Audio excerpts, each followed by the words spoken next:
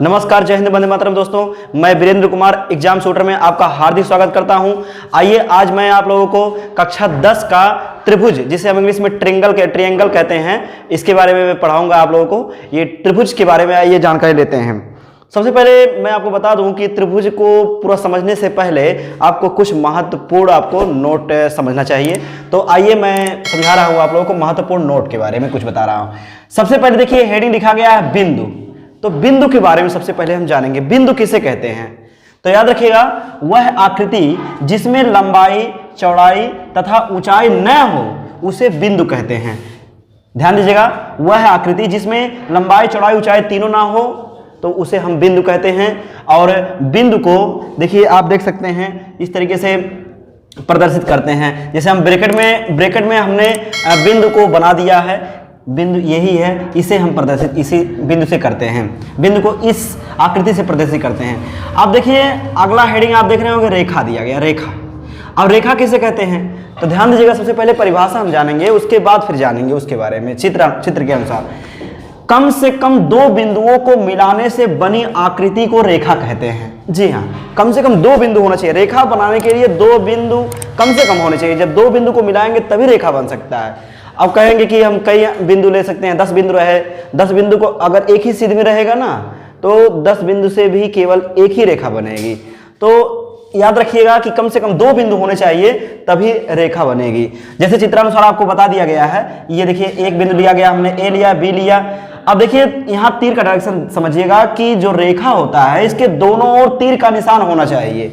जी हाँ, अगर दोनों तरफ तीर का निशान है तभी वह रेखा है, अन्यथा क्या है, अन्यथा रेखाखंड है। ध्यान दीजिएगा, रेखाखंड, रेखा मतलब होता है रेखा, अब खंड मतलब टुकड़ा। तो रेखा के टुकड़े को हम रेखाखंड कहते हैं। तो चित्रानुसार यहाँ पर दर्शा दिया गया है, आपको देख रहे होंगे, यही रेखाखंड है जिसके दो बिंदु कम से कम लिए गए हैं, और लेकिन तीर एक भी तरफ नहीं है। तो ध्यान दीजिएगा, अगर दोनों तरफ तीर लगा रहेगा तो रेखा है, अगर दोनों तरफ तीर नहीं लगा है तो याद रखिएगा वह रेखाखंड है। अब देखिए, किरण के बारे में समझते हैं। किरण क्या होता है तो ध्यान दीजिएगा, जिस रेखाखंड के एक तरफ तीर का निशान लगा हो उसे किरण कहते हैं। ध्यान दीजिएगा, एक तरफ अगर तीर का निशान लगा होता है तो उसे हम किरण कहते हैं। जैसे देखिए, यहाँ पर चित्रानुसार मैंने समझा दिया है आपको, देखिए इस डायरेक्शन में हम तीर लगा दिए हैं, या फिर इस तरीके से, और किसी भी तरीके से बन सकता है किरण। देखिए मतलब एक ही तरफ अगर वह तीर लगा हो, ऐसे भी बन सकता है किरण, ये ऐसे भी बन सकता है किरण। मतलब हम डायरेक्शन किसी भी डायरेक्शन में हो सकता है, लेकिन याद रखिएगा कि जब एक ही तरफ तीर लगा रहेगा तभी हम किरण कहेंगे। अब देखिए, एक चीज आपको नोट अब याद रखना है, कुछ नोट में बताऊंगा कि ध्यान दीजिएगा, ये बहुत महत्वपूर्ण बातें हैं। तीन बिंदुओं से कम एक तथा अधिक से अधिक तीन रेखाएं खींची जा सकती हैं। ध्यान दीजिएगा, अगर तीन बिंदु रहेगा ना तो उससे कम एक रेखा खींच सकते हैं। कैसे? जब एक ही सीध में रहेगा। जैसे देखिए, हमने तीन बिंदु लिया हमने ए, एक बिंदु लिया ए, एक बिंदु लिया बी, एक बिंदु लिया सी, अब तीनों एक ही सीध में है ना, तो एक ही सीध में होने के नाते अगर हम इसको मिला दिए तो एक रेखा बनेगी जिसका नाम रहेगा AC को हम CA भी लिख सकते हैं। ध्यान दीजिएगा, अगर मान लीजिए तीनों बिंदु अलग अलग जगह पर हैं, ध्यान जैसे देखिए यहाँ पर A है, यहाँ बिंदु है, यहाँ B बिंदु है, यहाँ C बिंदु है, तो ऐसी स्थिति में तीन रेखाएं खींची जा सकती हैं। ध्यान दीजिएगा कैसे, A को B से मिला दीजिए, B को C से, C के A से, तो इस तरीके से AB एक रेखा हो गया, BC एक रेखा हो गया, और CA या AC एक रेखा हो गया। तो इस तरीके से याद रखिएगा कि तीन बिंदुओं से कम एक तथा अधिक से अधिक तीन रेखाएं खींची जा सकती हैं। अब देखिए, यहां पर नोट नंबर 2 समझते हैं। नोट नंबर 2 दिया है, चार बिंदुओं से कम एक तथा अधिक से अधिक 6 रेखाएं खींची जा सकती हैं चित्रानुसार। तो याद रखिएगा, जो चार बिंदु रहेंगे तो कम से कम एक रेखा और अधिक से अधिक 6 रेखाएं खींची जा सकती हैं। कैसे, जरा देखिएगा। तो यहां पर हमने चार बिंदु ले रखा है, ABCD। तो अगर चारों बिंदुओं देख रहे हैं, चारों बिंदु एक ही सीध में हैं, तो जब एक ही सीध में रहेंगे तो हम इसको मिलाएंगे तो केवल एक ही रेखा बनेगा, जिसका नाम दिया गया है AD। हम रेखा कैसे लिखते हैं याद रखिएगा, स्टार्ट में जो अच्छा रहता है उसका नाम और जो लास्ट में रहता है उसका नाम लिखते हैं, वही रेखा दर्शाते हैं, उसी मतलब नाम से दर्शाते हैं हम। अब देखिए, एक रेखा बन रहा है यानी AD। अब याद रखिएगा, AD को हम DA भी लिख सकते हैं, यानी कि अगर कोई किसी रेखा, या जिसे हम भुजा भी कह सकते हैं, किसी भुजा का नाम अगर दिया है AD तो उसको हम DA भी लिख सकते हैं। और इसी प्रकार से अगर ए बी दिया है तो हम उसको बी ए भी लिख सकते हैं, दोनों बातें की पड़ेगी। और अब देखिए यहाँ पर 4 बिंदु हमने अलग अलग तरह से ले लिया, अलग अलग जगह ले लिया है, तब 6 रेखाएं कैसे खींच सकते हैं जरा देखिएगा। सबसे पहले देखिए यहाँ पर ए बी हो गया एक रेखा या एक भुजा, बी सी हो गया एक भुजा या एक रेखा, तो A B B C C D D A. अब देखिए 2 विकर्ण भी तो हैं, तो ए सी और बी डी, ये भी आपका 2 भुजा यानी 2 रेखाएं ये भी बनेंगी। इस तरीके से याद रखिएगा कि 4 बिंदुओं से कम 1 तथा अधिक से अधिक 6 रेखाएं खींची जा सकती हैं। यहां पर आइए अगला नोट हम देखते हैं। 5 बिंदु अगर रहे, मान लीजिए 5 बिंदुओं से कम 1 तथा अधिक से अधिक 10 रेखाएं खींची जा सकती हैं चित्रानुसार। यहां पर चित्र मैंने आपको समझा रख दिया है। अगर एक ही सीध में देखिए 5 बिंदु लिए हैं ए बी सी डी ई, जब एक ही सीध में रहेगा तो इसको हम अगर मिलाएंगे तो केवल एक रेखा बनेगी, तो यहां पर देखिए एक रेखा बनी है ए ई। लेकिन अगर हम इन्हीं 5 बिंदुओं को अलग अलग जगह लेते हैं, एक सीध में नहीं लेकर के हम विभिन्न दिशाओं में लेते हैं, तो देखिए कैसे 10 रेखाएं कैसे बनेंगी, 10 भुजाएं कैसे बनेंगी। यहाँ पर मैंने ए बी सी डी इस तरीके से 5 बिंदु ले रखा है। देखिए अब देखिए ए बी हो गया, बी सी हो गया, सी डी हो गया, डी ई हो गया, ई ए हो गया, 5 रेखाएं ये आपकी हो गई। अब देखिए ए सी हो गया, ए डी हो गया, फिर बी डी हो गया, बी ई और सी ई। इस तरीके से यहाँ पर देखिए 10 नाम मैंने लिख रखा है। तो इस तरीके से मतलब 5 बिंदु रहेगा, अगर विभिन्न दिशाओं में रहेगा तो उससे हम 10 रेखाएं खींच सकते हैं। जी हाँ, अब देखिए यहाँ पर नोट नंबर 4 समझते हैं कि 6 बिंदु अगर रहे तो 6 बिंदुओं से कम 1 तथा अधिक से अधिक 15 रेखाएं खींची जा सकती हैं चित्रानुसार। देखिए अब अगर एक ही सीध में रहेंगे तो यहाँ पर एक रेखा केवल बन रहा है, यहाँ लिख रहे हैं एक रेखा, और इस रेखा का नाम है ए एफ।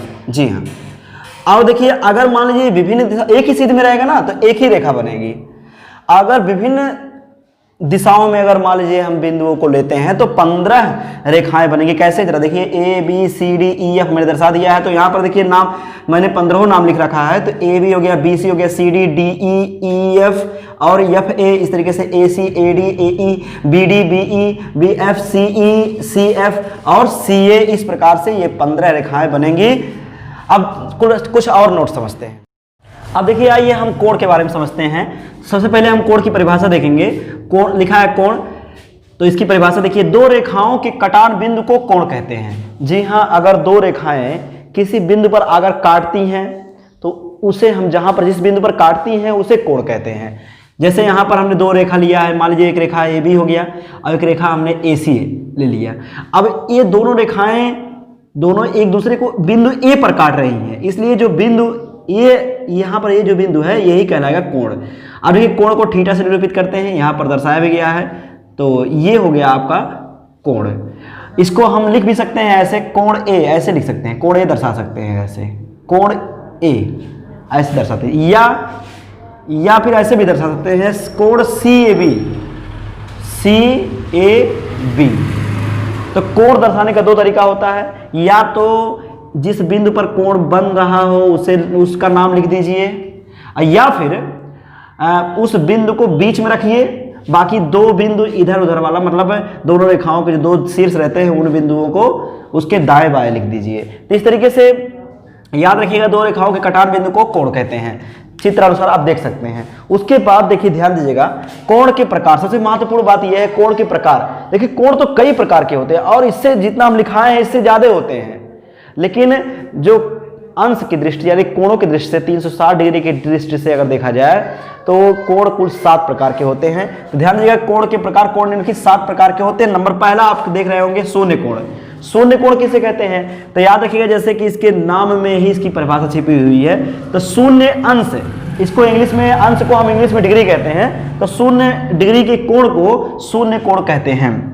दूसरा नंबर आएगा न्यून कोण। न्यून कोण किसे कहते हैं? याद रखिएगा 0 अंश तथा 90 अंश के बीच के कोण को न्यून कोण कहते हैं। 0 अंश तथा 90 अंश के बीच यानी 0 से अधिक और 90 से कम अगर रहेगा तो वह कहलाएगा न्यून कोण। जैसे यहाँ पर लिखा गया है 50 डिग्री और 85 डिग्री आदि। यहाँ पर देखिए तीसरा नंबर समकोण। समकोण किसे कहते हैं? तो याद रखिएगा 90 अंश के कोण को समकोण कहते हैं। जी हाँ, 90 अंश के एकदम राइट 90 अंश के कोण को हम समकोण कहते हैं। नंबर चौथा देखिए अधिक कोण। अधिक कोण किसे कहते हैं, ध्यान दीजिएगा, 90 डिग्री तथा 180 डिग्री के बीच के कोण को अधिक कोण कहते हैं। जो 90 से अधिक हो और 180 से कम हो उसे हम कहेंगे अधिक कोण। जैसे यहाँ पर दिखाया गया है 100 डिग्री और 125 डिग्री आदि, ये अधिक कोण है। अब देखिए नंबर 5वां आपका है सरल कोण या रिज कोण, एक और नाम देते हैं दो समकोण। तो याद रखिएगा सरल कोण या रिज कोण किसे कहते हैं, तो याद रखिएगा 180 अंश के कोण को सरल कोण या रिज कोण कहते हैं। जी हाँ, 180 अंश के कोण को हम सरल कोण या रिज कोण कहते हैं। उसके बाद देखिए नंबर 6वां बृहत कोण। बृहत कोण किसे कहते हैं, तो याद रखिएगा 180 अंश तथा 360 अंश के बीच के कोण को बृहत कोण कहते हैं। ध्यान दीजिएगा 180 से जो ज्यादा हो और 360 से जो कम हो उसे हम कहते हैं बृहत कोण। जैसे यहाँ पर दिखाया गया है 200 डिग्री और 290 डिग्री। अब देखिए लास्ट एकदम इसका लेंगे संपूर्ण कोण। संपूर्ण कोण किसे कहते हैं, तो याद रखिएगा संपूर्ण कोण कैसे कहते हैं, यहां पर लिखा है 360 अंश के कोण को संपूर्ण कोण कहते हैं। जी हां, 360 डिग्री के कोण को हम संपूर्ण कोण कहते हैं। इस प्रकार से हमने इसमें आपको मैंने बताया कि कोण किसे कहते हैं और कोण के कुल कितने प्रकार होते हैं। अब चलते हैं त्रिभुज के बारे में कुछ समझते हैं। अब देखिए त्रिभुज जिसे हम ट्रायंगल कहते हैं, इसके बारे में ये जानते हैं। सबसे पहले हम इसकी परिभाषा जानेंगे तो तीन भुजाओं से घिरी आकृति को त्रिभुज कहते हैं। जी हाँ, तीन भुजाओं से घिरी आकृति, घिरी मतलब एक भुजा दूसरे भुजा से बंद हो, इस तरीके से बंद आकृति हो तभी यह त्रिभुज कहलाएगा। ऐसा नहीं है कि तीन भुजाएं हो उसे त्रिभुज कहेंगे, ऐसा कुछ नहीं है। देखिए ध्यान दीजिएगा, अगर तीन भुजा रहेंगे, जैसे मान लीजिए एक भुजा है ए बी, मान लीजिए एक भुजा ए बी हो गया, एक भुजा हमने बी सी ले लिया और एक भुजा हमने सी ए ले लिया, इस तरीके से। लेकिन ये देखिए ये त्रिभुज नहीं है क्योंकि ये खुले रूप में है। तो याद रखिएगा तीन भुजाओं से घिरी आकृति होनी चाहिए। तीन भुजाओं से घिरी आकृति को हम त्रिभुज कहेंगे। ये आप चित्र में देख सकते हैं, इस तरीके से चित्र बन जाएगा मतलब त्रिभुज का। अब देखिए त्रिभुज के बारे में कुछ और महत्वपूर्ण बातें हम जानेंगे। तो यहां पर मैंने नोट के द्वारा दिखा रखा है, नोट पहला देख रहे होंगे आप। त्रिभुज में तीन भुजाएं होती हैं, ध्यान दीजिएगा त्रिभुज में तीन भुजाएं होती हैं और चित्र में ए बी, बी सी तथा सी ए तीन भुजाएं हैं। जी हाँ, हम देख रहे हैं यहाँ पर तीन भुजाएं हैं, ए बी सी सी ए। तो याद रखिएगा त्रिभुज में तीन भुजाएं होती हैं। मैं आपको बता दूं कि ए बी लिखा है भुजा, अब इसको हम बी ए भी लिख सकते हैं। ए बी को हम बी ए भी लिख सकते हैं, बी सी को हम सी भी लिख सकते हैं, सी ए को हम ए सी भी लिख सकते हैं। कहने का मतलब दो अक्षर द्वारा लिखा गया कोई भी भुजा हम अक्षर का अदला बदली करके लिख सकते हैं। नोट नंबर 2 में आप देख रहे होंगे त्रिभुज में तीन शीर्ष होते हैं। चित्र में ए बी सी तीन शीर्ष हैं। शीर्ष मतलब समझ लीजिए कोना। जी हाँ, ऐसे सिंपल रूप से समझिए कोना। तो यहाँ पर देखिए तीन शीर्ष है, शीर्ष ए हो गया, शीर्ष बी हो गया और शीर्ष सी हो गया। तो इस प्रकार से त्रिभुज में तीन शीर्ष होते हैं। याद रखिएगा। फिर नोट नंबर 3, त्रिभुज में तीन कोण होते हैं। जी हाँ, त्रिभुज में कुल तीन कोण होते हैं। यहाँ पर देखिए कोण किसे कहते हैं, दो रेखाओं के कटान बिंदु को हम कोण कहते हैं। देखिए कोण ए हो गया, कोण बी हो गया और कोण सी हो गया। तो इस तरीके से कोण ए, कोण बी, कोण सी, ये तीन कोण हैं। और देखिए नंबर लास्ट है इसका नोट, त्रिभुज के तीनों कोणों का योगफल 180 अंश होता है। ध्यान दीजिएगा, त्रिभुज कोई भी हो उसके तीनों कोणों का योगफल हमेशा 180 अंश होता है। अर्थात यहाँ पर देखिए, अर्थात थोड़ा समझेंगे, तीनों कोणों का योगफल 180 अंश होता है। इसका मतलब क्या हुआ, अर्थात कोण ए प्लस कोण बी प्लस कोण सी बराबर 180 डिग्री होता है।